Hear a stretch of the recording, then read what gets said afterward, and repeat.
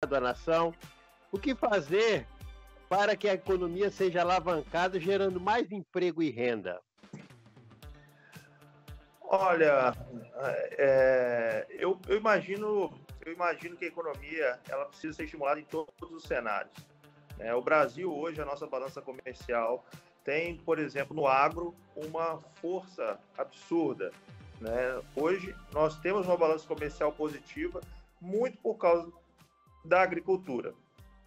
Então nós precisamos fortalecer e achar mecanismos para que nós possamos exportar mais e aquecer o mercado interno consumidor.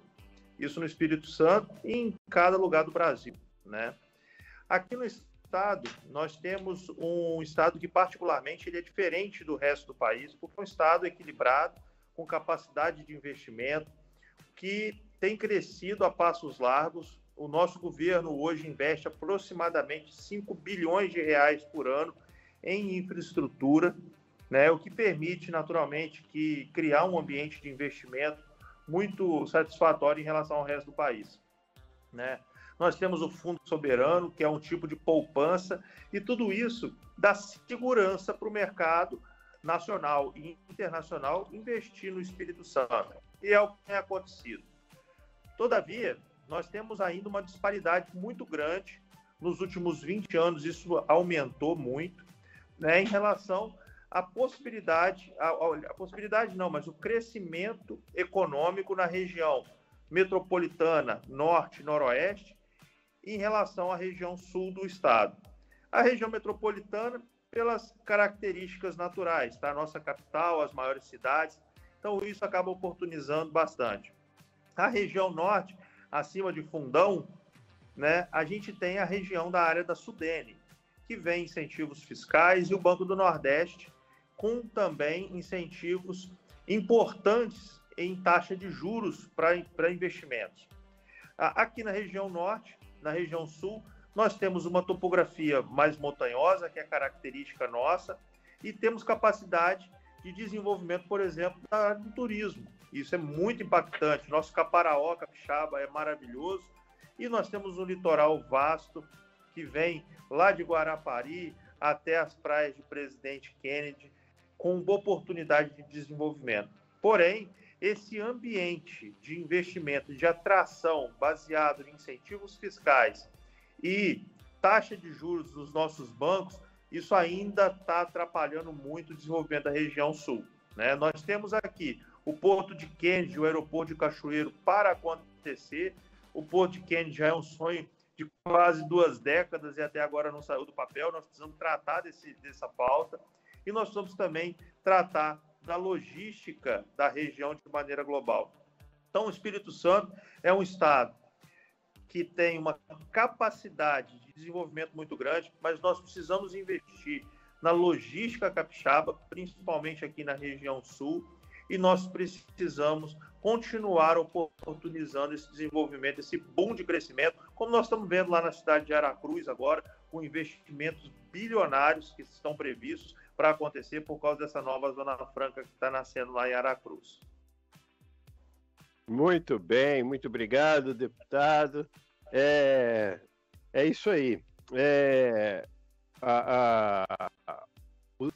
Os empreendedores, os produtores, é quem movem a vida da cidade, é quem dá recursos, quem dá condições, para que o governo possa desempenhar as suas políticas públicas, fazer investimento, políticas públicas, dar melhor condição de vida às pessoas.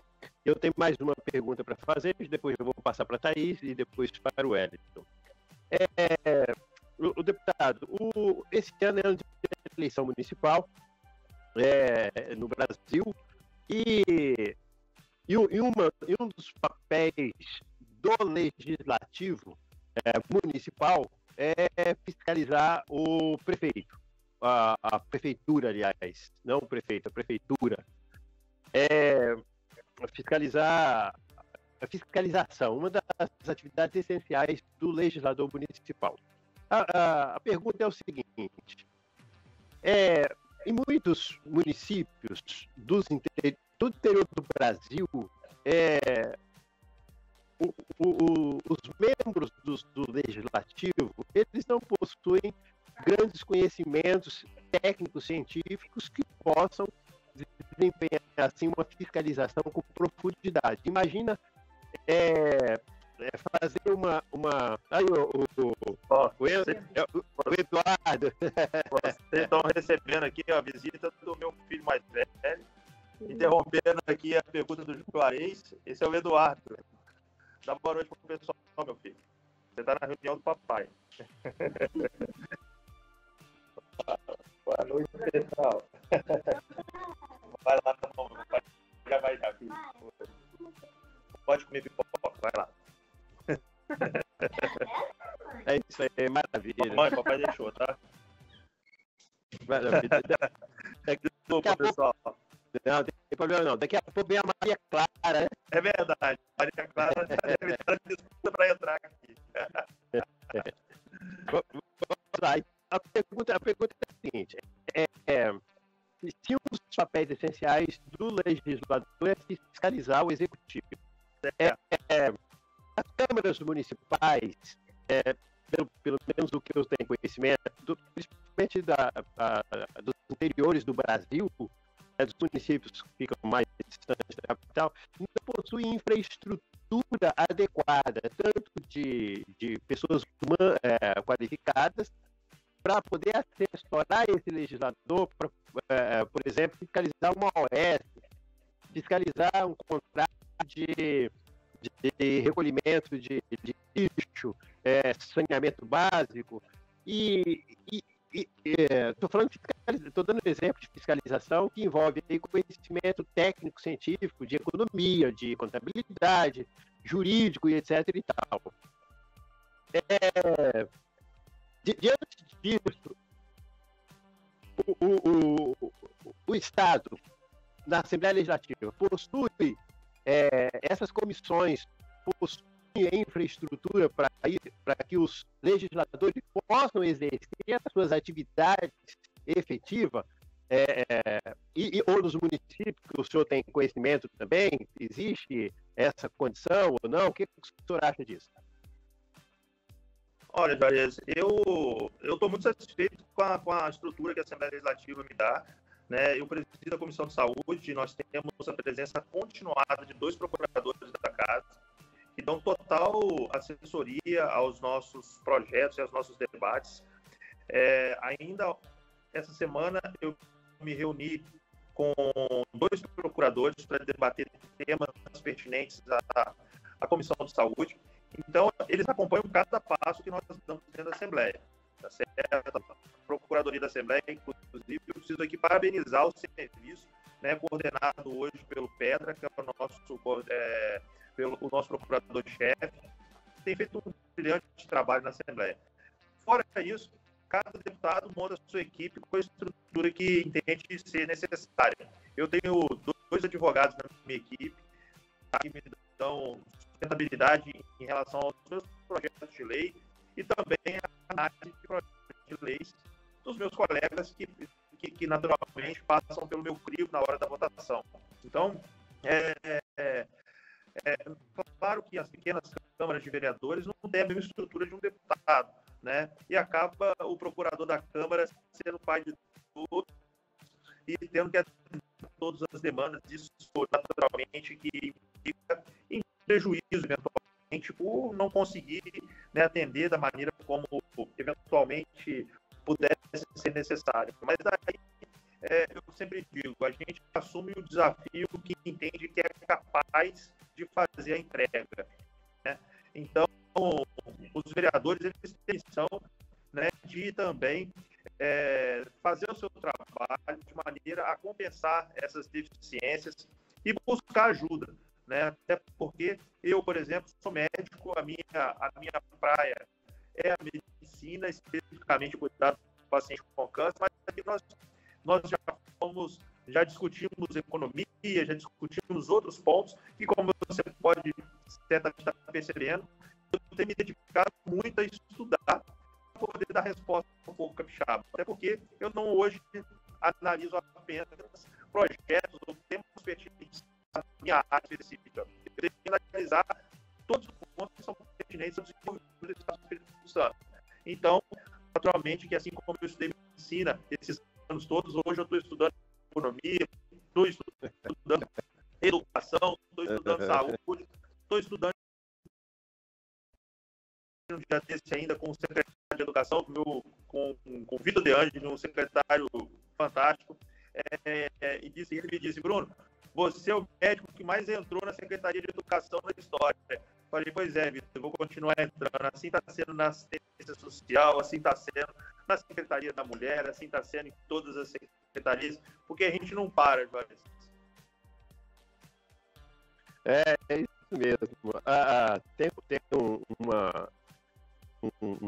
uma pessoa do interior que pediu uma opinião, ajuda, e ela tentando me convencer que ela era uma boa especialista em determinada coisa, né?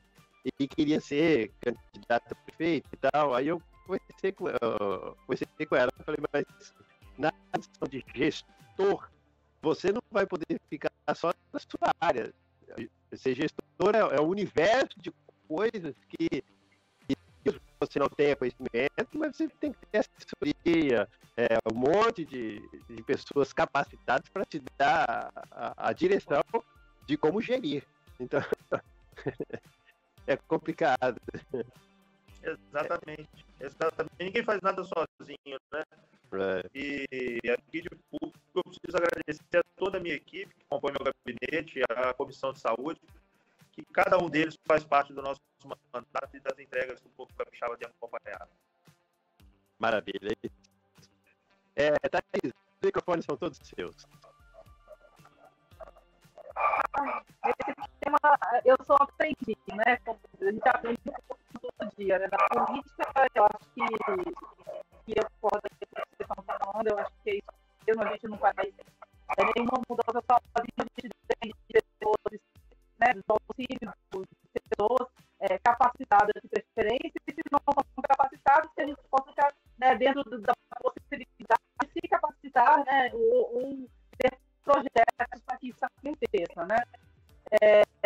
Só que ali, assim, né, meio voltando aqui um pouco ao assunto, né, lá atrás o doutor Bruno e o Edson, eles até debateram a questão, né, do rodízio dos médicos no SUS, né, que muitos se encontram estimulados tanto com a quantidade do volume de serviço quanto da remuneração salarial também, que muitas vezes municípios pequenos não são atrativos, não têm muitas verbas para pagar o salário adequado dos profissionais, estimulado a trabalhar também naquela localidade, né? naquele município pequeno, que vai ficar em busca de outras coisas, né? Outros lugares, outras clínicas particulares, até mesmo, que vão dar uma remuneração maior. Dentro disso, o doutor Bruno, você tem projeto da telemedicina, né? E algumas consultas sejam realizadas através da telemedicina. Isso nos municípios menores, estou falando aqui a realidade do município pequeno de Alfredo Chaves. Assim, nem sempre o postinho tem computador, ou o usuário tem acesso à internet e ao computador para ter acesso a consultas, né? E essa estrutura, às vezes, parece tão básica hoje em dia, mas não é. Entendeu que ainda não é assistido nem por uma rede de internet, né? Então, assim, viabilizar isso, eu acho que seria excelente, acho que ajudaria demais essas demandas, mas eu não sei até que ponto, em termos de capacidade, né, de gestão, e se organizar para isso, dentro da possibilidade que o executivo oferta, né? Porque o que a gente vê hoje, a realidade dentro de uma unidade básica de saúde, é que não existe vontade do gestor de melhorar aquela unidade de capacidade, coisa que na maioria dos municípios do interior, né? As unidades de saúde ficam meio com falta de equipamento, de estrutura para que isso aconteça, né? No final do ano passado, a gente ouviu falar também talvez da volta dos mais médicos, né? Tem médicos cubanos aqui no município que a população gosta bastante. Como é que você vê isso? Isso seria também uma solução para esse problema? Você acha que isso, assim, ajudaria não só, né, o que seria mais viável de se implantar de forma imediata para resolver esse problema da falta do médico em si, né, que é uma coisa que atinge tão diretamente o usuário assim, aqui nas unidades? Bom, Thaís, assim, muito boa a sua pergunta, né? Eu acho que, primeiro, os municípios, eles, muitos deles, obviamente não todos, mas muitos deles, têm uma questão a resolver, que é a compatibilização das equipes de saúde, né, em relação à população. Então, muitos municípios ainda podem crescer o número de profissionais das unidades básicas de equipes da saúde, da família, e não estão fazendo. E o Ministério da Saúde está aí disponibilizando crescimento, né? Aqui em Cachoeiro, no Itapemirim mesmo, nós podemos crescer, Mimoso e várias outras cidades, a gente pode também se desenvolver o maior número de profissionais, de oferta de profissionais, tá certo? Médicos e não médicos, né? De equipe multiprofissional, de agente comunitário de saúde, e etc. Todo o nosso time. Então, essa é a primeira questão. A segunda questão é o mercado. O mercado médico, e isso é um problema, infelizmente, em algumas regiões do país, principalmente, a gente não tem a oferta do profissional médico. O número de faculdades de medicina, de vagas ofertadas, aumentou de maneira exponencial no Brasil nos últimos 10 anos. Tá certo?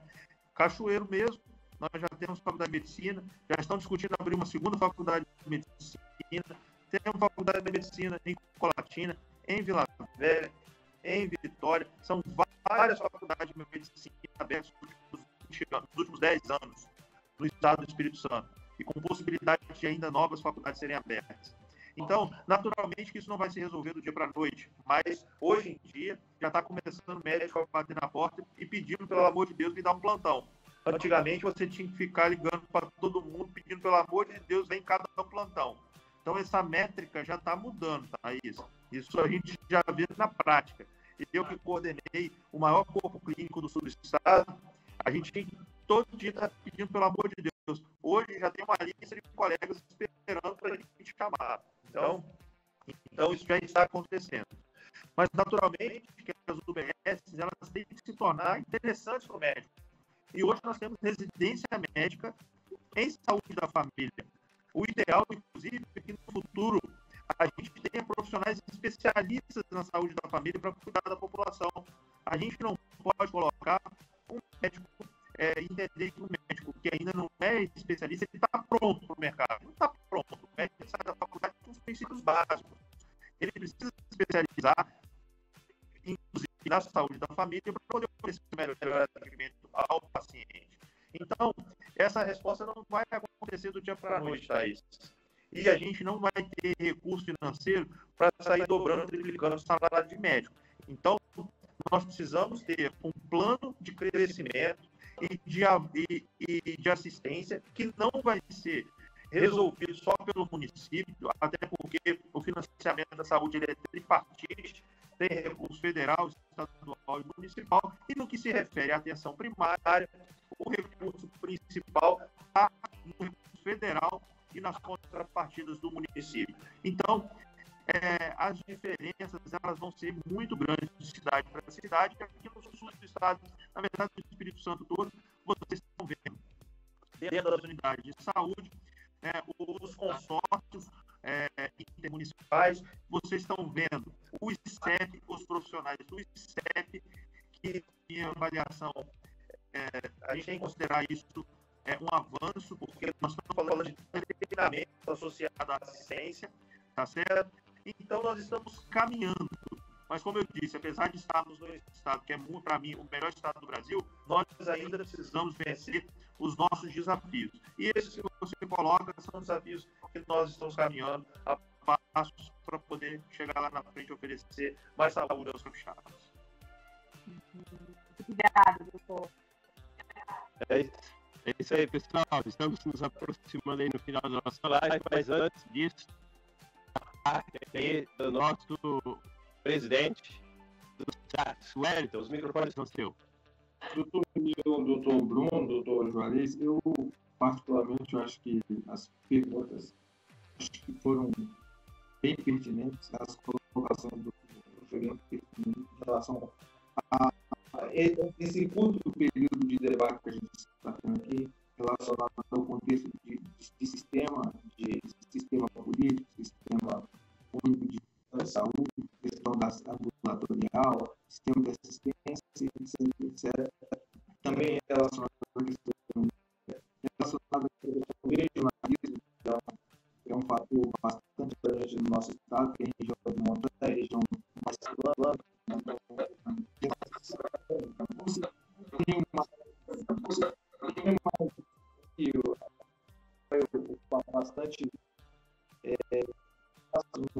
Bastante nas mais Está falhando seu áudio. Está ouvindo agora? Agora sim. Melhorou, Edson. Eu iniciei relacionado que eu não vou botar mais perguntas relacionadas ao Bruno, porque essas perguntas. O áudio está falhando, Wellington. Eu não estou conseguindo entender, Ed, o que você está falando. Só um momento.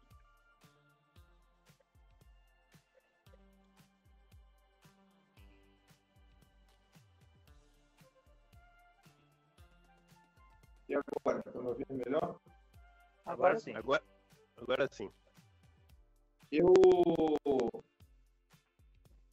aproveitando a oportunidade, eu vou passar a minha oportunidade de fazer considerações e perguntas. E minhas observações são observações mais técnicas. E assim, a gente tem que creio que a gente vai ter outros momentos para a gente debater relacionados à questão de sistema único, de economia. E claro, eu acho que o primeiro feedback que nós estamos tendo bem agradável do doutor Bruno, e a minha colocação, não tenho mais poder deixar a oportunidade do doutor Juarez e a Thaís estarem fazendo.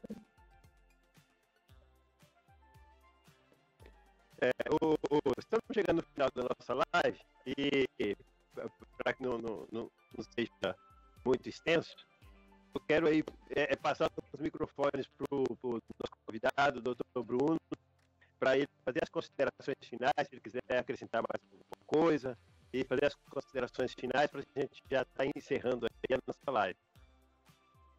Ok. Primeiro, agradecer, né, a você, ao doutor Juarez, a Thaís, ao Wellington e a todos vocês que me assistem agora, que acompanharam a nossa live. Um prazer muito grande, um debate muito rico com vocês. Colocar o mandato do doutor Bruno Rezende sempre à disposição do nosso time da saúde. Eu estou aqui para representar esse grande time. E a vocês, agentes comunitários de saúde, agentes de endemias, vocês são especiais no meu coração. Tanto que a primeira lei de autoria foi mas a segunda foi a semana do agente comunitário de saúde e do agente de endemias. Uma semana. Deputado, só um instantinho. Os técnicos, se puder verificar a questão do áudio, eu acho que está dando uma travadinha. Eu queria pedir para a produção aí dar uma olhada, se dá para corrigir. Vocês estão me ouvindo bem, sem falha? Quase sem falha. Então tá, pode continuar, Bruno.